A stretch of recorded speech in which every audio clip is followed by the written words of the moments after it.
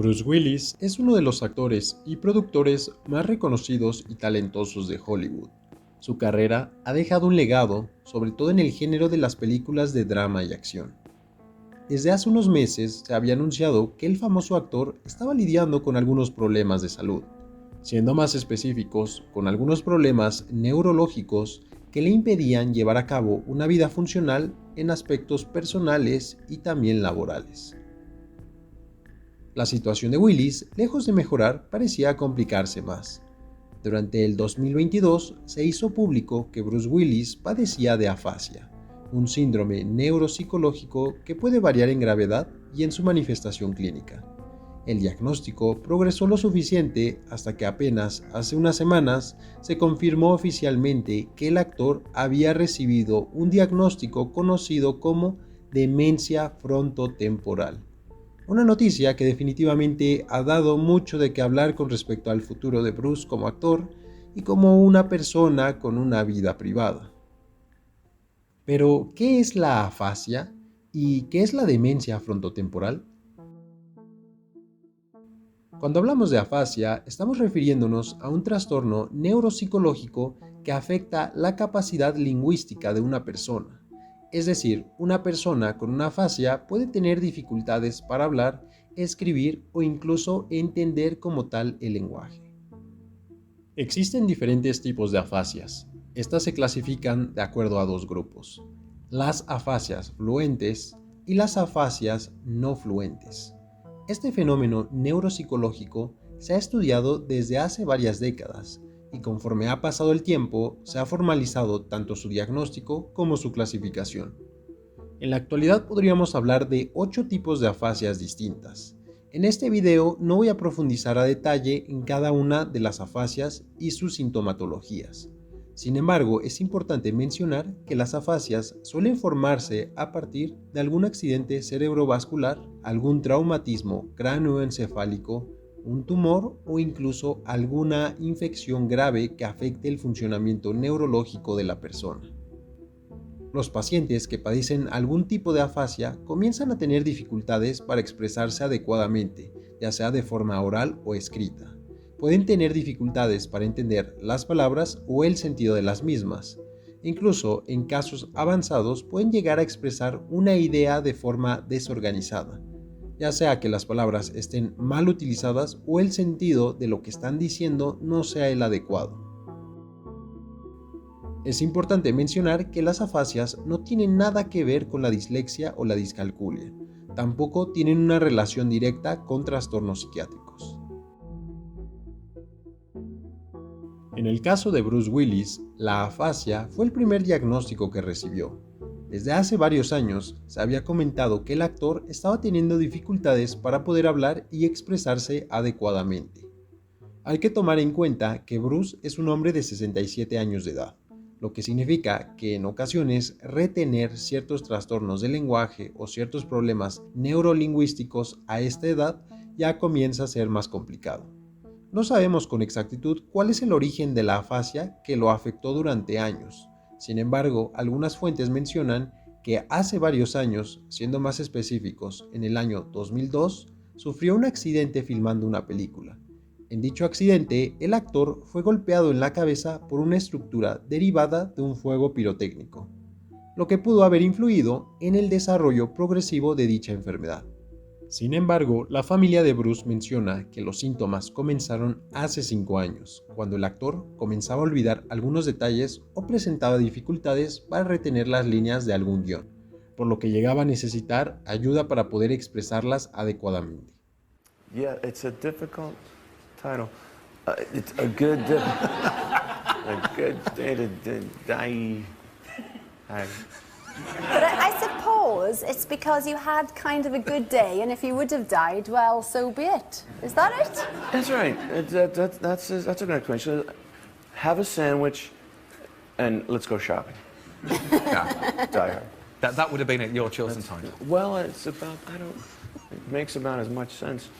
A good, or maybe there is a good day to die hard. Yeah. This I'll tell you title what. is Bob. ¿Qué es la demencia frontotemporal? Cuando hablamos de demencia frontotemporal, nos estamos refiriendo a un conjunto de alteraciones en el lóbulo frontal y en el lóbulo temporal del cerebro. Hay que recordar que a grandes rasgos el lóbulo frontal se relaciona con la capacidad para racionalizar, planificar y estructurar una conducta ordenada, mientras que el lóbulo temporal a grandes rasgos se relaciona con los procesos de la memoria y el lenguaje. Entonces, cuando diagnosticamos demencia frontotemporal, estamos hablando de un encogimiento o alteración fisiológica del lóbulo frontal y temporal. Esto significa que estas alteraciones cerebrales van a comenzar a afectar funciones como el lenguaje, la memoria y la conducta en general. El diagnóstico de demencia frontotemporal se realiza a través de una serie de estudios neuropsicológicos y neurológicos. Se tienen que evaluar de forma muy específica y cuidadosa las funciones psicológicas como la memoria, la retención de la información, la planificación de la conducta, entre otras tantas. Por otro lado, en el campo de la neurología clínica, se tienen que analizar las estructuras cerebrales, observar si hay alteraciones en la anatomía cerebral y claramente ver qué tan graves son estas alteraciones. Se tiene que evaluar la dinámica sanguínea de estos lóbulos, descartar otro tipo de afecciones neuroquímicas. Todo esto toma tiempo, ya que hay que estar observando cómo progresa el paciente. Durante un buen tiempo era común que los profesionistas diagnosticaran erróneamente con Alzheimer a una persona que en realidad padecía de demencia frontotemporal. También llegaba a confundirse con otros diagnósticos como la demencia parkinsoniana, la demencia vascular o incluso un trastorno psicótico o un trastorno del lenguaje.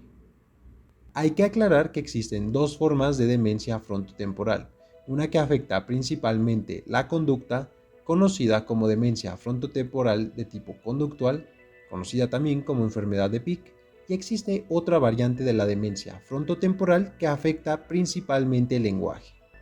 En algunos artículos científicos o algunos libros se encuentra como afasia progresiva primaria. Evidentemente, cuando este diagnóstico avanza con el paso del tiempo, se comienza a observar una generalización de estas afecciones, es decir, el paciente comienza a tener problemas de lenguaje, problemas de conducta y en ocasiones hasta problemas motrices similares a los observados en el Parkinson avanzado. En el caso del señor Willis, hablaríamos de una afasia progresiva primaria, es decir, la afasia es lo suficientemente grave como para evolucionar a una demencia frontotemporal.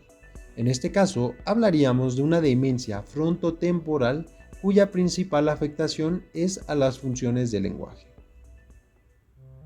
¿Qué es lo que causa que una persona desarrolle demencia frontotemporal y cuál es el tratamiento?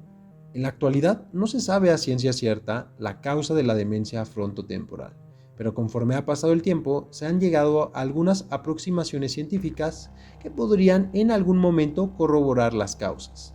Se sabe que genéticamente la demencia frontotemporal y la esclerosis lateral amiotrófica comparten rutas moleculares, por lo que podríamos hablar en primera instancia de causas genéticas.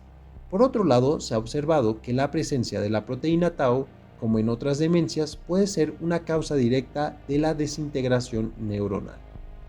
Las alteraciones genéticas que se han visto en personas con demencia frontotemporal se encuentran en los genes C9orf72, GRN y MAPT. En demencias como el Alzheimer y el Parkinson se ha observado una importante carga genética, pero aún es muy pronto para decir con exactitud la probabilidad de heredar demencia frontotemporal si es que hay los antecedentes en los padres. En cuanto al tratamiento, aún no existe un tratamiento específico para la demencia frontotemporal. Los medicamentos utilizados para retener el Alzheimer no funcionan adecuadamente y en algunos casos pareciera que tienen más efectos adversos que positivos en las personas con este tipo de demencia frontotemporal, por lo que se ha optado por utilizar antidepresivos y antipsicóticos, sobre todo en la variante conductual del trastorno. En el caso de la demencia frontotemporal, en donde la principal afección está en el lenguaje, se ha optado por utilizar terapias del lenguaje para generar estrategias que permitan al paciente expresarse y adecuar su lenguaje para entablar mejores dinámicas con sus familiares y seres cercanos. Se ha tratado de adecuar la terapia conductual y la terapia cognitivo-conductual para poder generar nuevas rutas sociales, de tal forma que el paciente no decaiga de forma significativa por su situación y al mismo tiempo favorezca su capacidad de crear una comunicación funcional.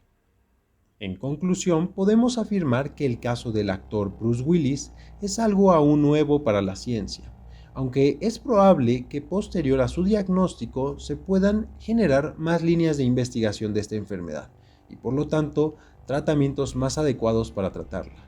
Casos similares a los de Michael J. Fox con el síndrome de Parkinson y Stephen Hawking con la esclerosis lateral amiotrófica.